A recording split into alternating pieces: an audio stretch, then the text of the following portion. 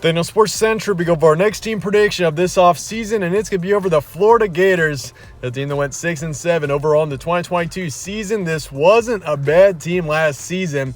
They just took a lot of close losses in 2022. But how this team be in 2023 and what potential this team has as we look forward to the upcoming season, as we'll be talking about here today. We'll be analyzing this team and predict their schedule game by game in this video. Let's get started with a quick recap of 2022. Once again, the record was 6-7, and this team got off to a great start. They beat Utah in week 1, 29-26. Of course, Utah, the eventual Pac-12 champion. They have won 2 straight Pac-12 titles, and that was a great win there against the Utes to kick off the season. Then he lost to Kentucky the next week, 26-16. Definitely a disappointing loss there, even though Kentucky was a decent team. And that was kind of the story. I mean, that loss was within 10 points. It was a close loss, and this team took multiple really close losses last season. You look at the Tennessee matchup. Tennessee, after that win against Florida that they had, they would be hot in October. They'd be the best team in the country in October, the way that they were playing. So for Florida to hang with Tennessee in the way that they did and kept it within 5, I mean, they gave themselves a chance to win that game. They just came up short in the end. I mean, it was impressive, some of the performances that this team had. They lost LSU by 10. They lost to Vanderbilt by a touchdown, which Vanderbilt, that was a bad loss there. Just have no business losing to them. Kept it within a touchdown against Florida State as well. So once again, multiple close losses, and this team was impressive at times as well. I mean, consider going on the road to College Station, beating Texas A&M 41-24. Great win there. They also beat South Carolina right before they got hot, and they beat them 38-6. So multiple impressive performances this season. But at the end of the day, those close losses really came back to bite for Florida. But took on Oregon State in the Las Vegas Bowl, lost to them 30-3. Definitely a disappointing way to finish out the season. But even Oregon State, I mean, you look at Florida and the timing of where they played most of these teams. They were playing most of these teams at their best points of the season. I mean, Florida State was playing their best ball at the end of the year. Same with Oregon State for sure. I mean, even if you look at Tennessee, I mean, Florida was playing a lot of teams when they were at their best. And so for the Gators, it was a challenging season, 6-7 being the final record. But overall, I definitely think this team shows potential as we look forward to 2023. And let's look at your roster preview now. So Anthony Richardson is gone, of course, the quarterback who went to the Colts. And he was a high draft pick considering his stats really weren't all too impressive with Florida. I mean, last season, 2,500 yards, 17 touchdowns, 9 interceptions, a 54% completion rate. Of course, he also rushed for just over 600 yards and 9 touchdowns. So overall, a really strong dual threat quarterback who really hasn't shown his full potential yet, and I'm really looking forward to seeing what he can do in the NFL. But you do lose him. He is gone. But you got Jack Miller coming back and also Graham Mertz coming in from Wisconsin. We'll see who wins the quarterback battle as of right now. It looks like Graham Mertz is the projected starting quarterback on the depth chart. So we'll see if he does get the starting position. But, I mean, Graham Mertz of Wisconsin definitely could have been better. We'll see if he can improve over this offseason and come back as a strong player in the fall. But the backfield looks great. Montreal Johnson coming back, Trevor Etienne coming back. This backfield is going to be excellent this season. I mean, Montreal Johnson, 900 yards, 11 touchdowns in 2022, and then Etienne not far behind, 800 yards and 6 touchdowns. So this backfield is going to be really strong. That's going to be the main strength of this offense. The receiving core does have Ricky Persault coming back, who put up just over 750 yards and 6 touchdowns this past season. So he's going to be great, but you do lose your second and third receivers in Justin Shorter and Xavier Henderson. The quarterback situation obviously is a bit questionable right now. So the backfield I do think will be the main strength offensively. That's going to be the main key to success for this offense. But defensively, you do lose a few key players as well. You do lose 1 on the D-line, 3 linebackers, 4 in the secondary. So there is a moderate amount of losses for this Florida team, that's for sure. But considering the recruiting and everything and the transfer portal, I do think there's definitely potential in this team. But can this team return to contention in 2023? I do think this could definitely be a better team in 2023. But I do think it's going to heavily depend on the quarterback situation. I mean, in a brutal conference in the SEC, you got to have a strong offense. I mean, you got to be strong both sides of the ball. You see a lot of really strong defenses in the SEC, and I do think Florida is a team that's got potential on both sides. But the quarterback situation, I mean, Graham Mertz, if he is projected to be the starter, we definitely need to see him be better because of Wisconsin. He just was not a very good quarterback, if we're all being brutally honest. And so, I mean, this offense has got plenty of talent for sure. It's just a matter of whether or not the quarterback situation will be strong as we look forward to 2023, which it definitely needs to be. But your transfer portal and recruiting now, so mentioned, obviously Graham Mertz coming in from Wisconsin. Cam Carroll is coming in from Tulane. Expect him to have immediate impact, and definitely, I mean, this is a backfield that's going to be really strong, and it's going to have plenty of depth. Of course, you do lose a couple of your backup running backs from last season, Lorenzo Lingard and then Naquan Wright.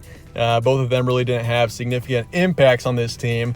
So I'm really not too concerned about them. The receiving core, you do lose 3 receivers. Xavier Henderson, definitely the most significant of these 3. He is off to Cincinnati.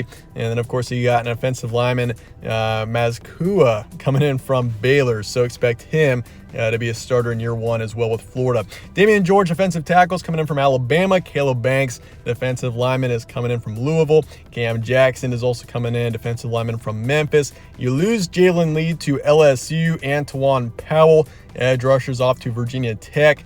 Taraja Mitchell, linebackers, coming in from Ohio State. Expect him to also have an immediate impact. And then Trevez Johnson and Donovan McMillan are both off to different places. Recruiting-wise, not too bad. 14th in the country, so you're top 15 in the nation, which is great. You're 5th in the SEC. You got 2 5-stars coming in, 16 4-stars. So the recruiting is excellent. That's going to be adding a lot of depth, and that definitely brings a lot of potential for the future for Florida. And, of course, you add a few key players from the transfer portal, especially a couple of key players on defense and offensive linemen as well. So I'd say things are looking good potential-wise with the transfer portal and recruiting for Florida. I've got this team at an 8 out of 10 on the future forecast meter. I do think the future's bright. 2023 might not be I don't think it's going to be a great year for Florida. I mean, that's already kind of the expectation. It could still be a bit of a rebuild season for Florida. But this team in a couple of years, and I think once this team gets more experience in here, I mean, and maybe the quarterback situation improves, I do think Florida is very much a team that could be a big contender. I just don't know if that potential's there as we're looking forward to 2023 on the national scale. But looking forward to your schedule now. Let's take a look at it as we look forward to 2023. So you got Utah on the road this year to start out the season. Obviously, you had them at home in 2022, a huge win against them. I don't think it's going to be quite as easy, though, going on the road to Utah against a really strong Utah team that I could see once again. I mean, they're going to be going for their 3rd straight Pac-12 title in 2023, and I honestly could see them winning it a 3rd time. We'll see with the really strong. I mean, it's going to be a strong Pac-12 at the top next season, but Utah's definitely going to be a contender. And then you got McNeese State in week 2, Tennessee at home week 3, a tough one there. And then Charlotte in week 4, Kentucky on the road to finish out September. Then you got Vanderbilt at home, South Carolina on the road, your bye week, and then Georgia after that is on the 28th.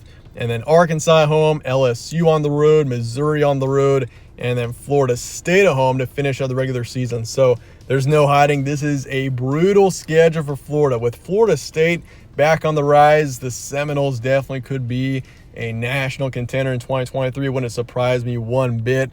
I mean, that's a team that's going to be strong. They're going to be experienced, and they're going to be a tough team. They might be my favorite in the ACC, honestly.